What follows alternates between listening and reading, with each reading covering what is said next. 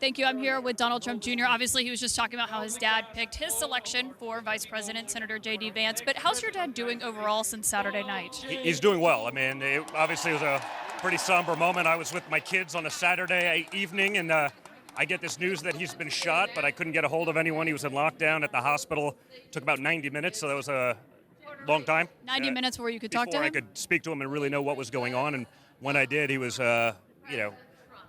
there's some shock, but a lot of resolve. He was joking about it and talking about it in a way that only my father could do. But it was just that moment when he stood up after being shot at and just showed resolve to keep fighting for this country. That was everything for me. I just literally told him, I go, "You're the biggest badass I know."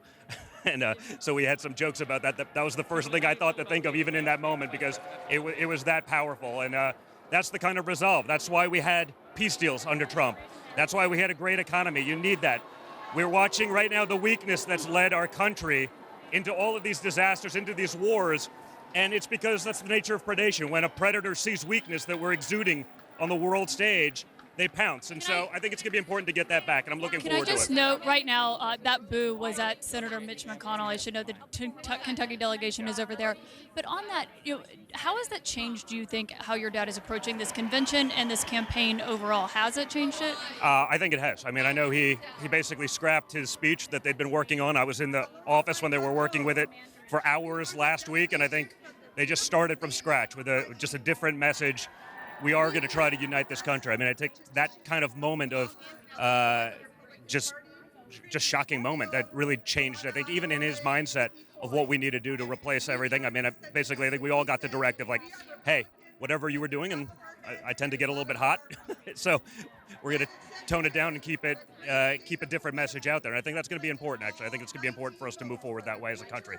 Is that what your dad himself? I mean, I know we've heard from political advisors and sources that want to say, my dad doesn't listen. Yeah, listen, my dad, this is his political advisor. When he hears the people, when he speaks to the crowds, that he doesn't listen to the pollsters, or he doesn't look at polling. He doesn't make decisions that are bad because a poll says it's 0.24 basis points more. He doesn't think that way. He understands. He listens to the people, and he trusts his own gut instinct, and he's done pretty well with that throughout his career. Have you talked to him today? How's he reflecting on just the fact that 48 hours ago this happened? Listen, I think he's moving forward. That's what he is. He's a fighter. He's going to get back in the game. He's never going to be pushed aside. They've tried to go after him for so many ways, whether it was the businesses, whether it's throwing him in jail, up to and including the death penalty, and that they've just tried everything to stop him. He's not meant to be stopped. He's meant to help fix this country. Donald Trump Jr., thank you for sharing us.